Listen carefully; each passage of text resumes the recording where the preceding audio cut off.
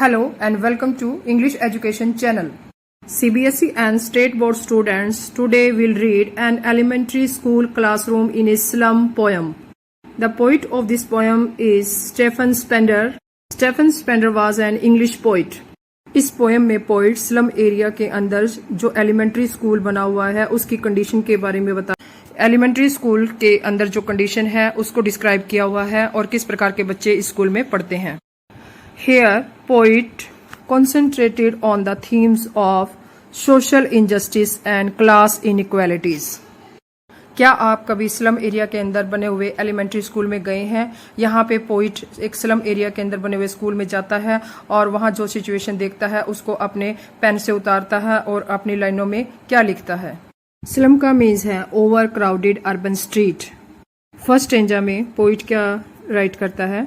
Far far from gusty waves the children faces.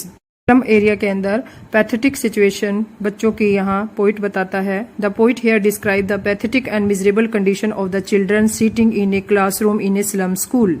Far far from gusty waves the children faces. Gusty wave strong waves natural object जैसे तूफानी हवाएं चलती है तो इन बच्चों के फेस से ये काफी दूर है क्योंकि नेचुरल सराउंडिंग इस स्कूल में नहीं है.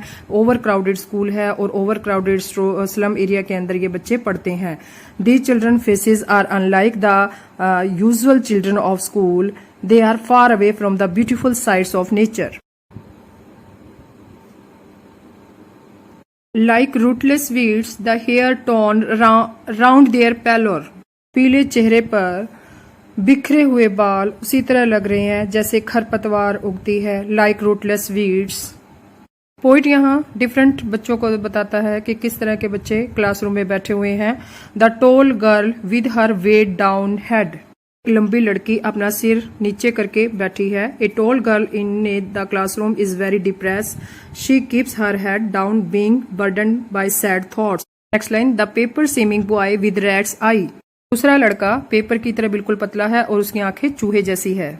The stunted unlucky heir of twisted bones.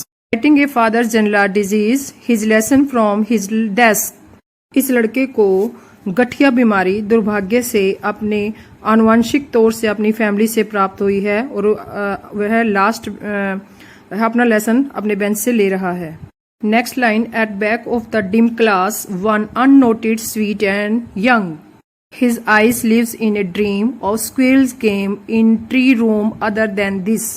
यहाँ दूसरा unnoticed sweet young boy last bench पे बैठा हुआ अपने सपने में स्क्विरल गेम को देख रहा है. There is another sweet boy sitting at the back of the class. He is sitting there unnoticed and dreaming of squirrels playing in a tree.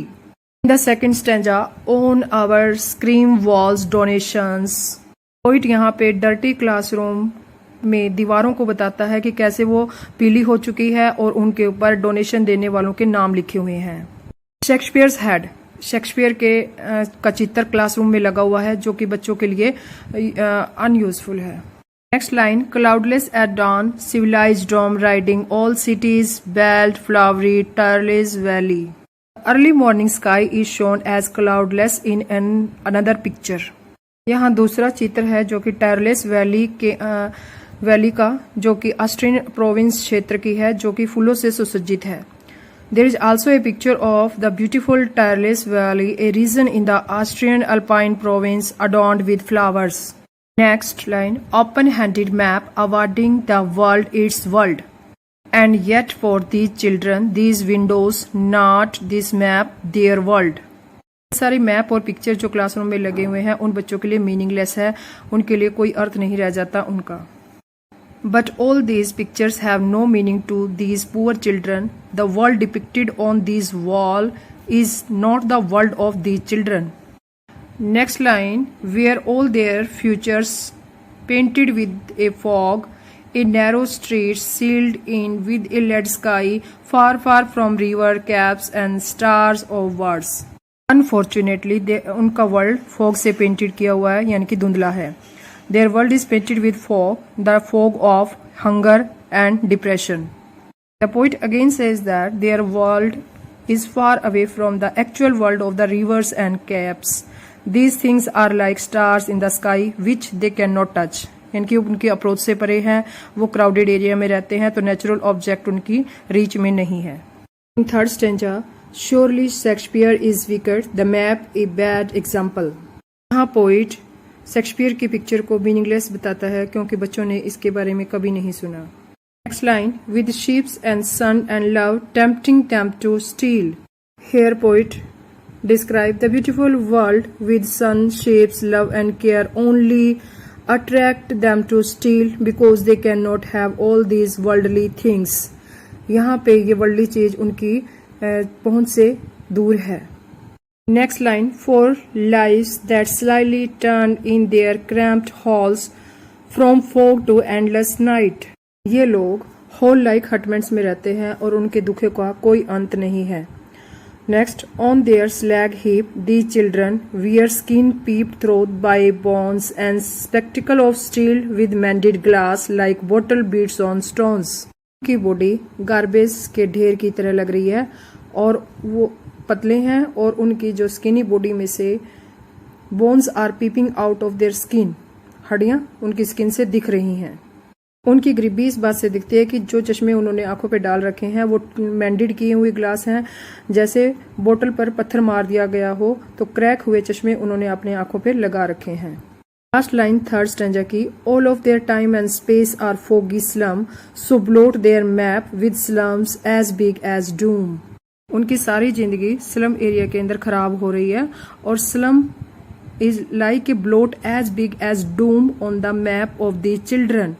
इस मैप के ऊपर स्लम एरिया एक धब्बे की तरह है इन बच्चों के लिए जो कि इनमें रह रहे हैं। Fourth stanza, unless governor inspector visitor this map become their window and these Windows. यह मैप उनकी खिड़की बन सकता है, उनके जीवन को सुधार सकता है जब तक कि गवर्नर, इंस्पेक्टर और विजिटर इनके स्कूल में आए और उनकी प्रॉब्लम्स को सॉल्व करें और इनके ब्रिज का काम कर सकते हैं दो वर्ल्ड के अंदर, जहां अच्छे बच्चे पढ़ते हैं और जहां स्लम एरिया के अंदर बच्चे पढ़ते हैं। The poet wants the civilized world to bridge the gap between them and the world of the children. They should offer the children a glimpse of a better world so that the map become their window to the beautiful and charming world outside. Next line, that shut upon their lives like catacombs. Catacomb का meaning यहाँ पे है underground Graves, नीचे की गुफाओं की तरह उनका जीवन बंद हो चुका है। Next line, break, oh break, open till they break the town and show the children to green fields and make their world। Poet कहता है कि उनके इन्वायरमेंट को अब ब्रोक किया जाए और उन बच्चों को ग्रीन फील्ड दिखाए जाए और उनकी फिल्दी सराउंडिंग से उनको बाहर निकाला जाए। Next line, run azure on gold sands and let their tongues run naked into books and white and green leaves open। azure का मीनिंग है ब्राइट ब्लू, ब्राइट ब्लू आसमान के नीचे और गोल्ड सैंड्स पर बच्चे खेलें और उनको क्वालिटी एजुकेशन प्राप्त हो। Run naked into books, meaning यहाँ पे कवि का है क्वालिटी एजुकेशन के में रहें।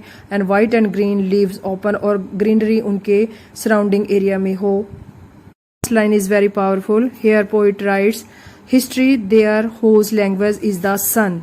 कवि कहता है कि इतिहास वही लोग रचते हैं जिनकी भाषा में सूरज जैसी ऊर्जा और गर्माहट होती है। The poet feels that education can help them immensely because according to him history is written by those whose language has the warmth and energy of the sun. Now we will do MCQs. First question, the tall girl with her head weighed down means. इसमें लड़की सिर नीचे करके बैठी है, उसका अर्थ क्या है? आंसर है इज इल एंड एग्जॉस्टेड, वह बीमार है और दबाव में है। Question, the paper seeming boy with rats eye means. इसको आंसर है लड़का है thin, hungry and weak. Question, the stunted unlucky heir of twisted bones mean the boy. यहाँ पे लड़का कैसा बताया गया है? इसका आंसर है हैज एन इनहेरिटेड डिसेबिलिटी, उसको आनुवंशिक रूप से ये बीमारी मिली है। Question, his eyes live in a dream, a squirrel game in the tree room other than this means। इसमें लड़के की आंखों में सपना ले रहा है एक स्क्विरल गेम का, तो इसमें लड़के को कैसा दिखाया गया है? इसका आंसर है full of hope in the future. Last question, the children faces are compare to rootless weeds. यहाँ पे रूटलेस वीड्स का मीनिंग क्या है? इसका आंसर है आर वेस्टर्स, यानी कि खरपतवार, अनावश्यक चीज।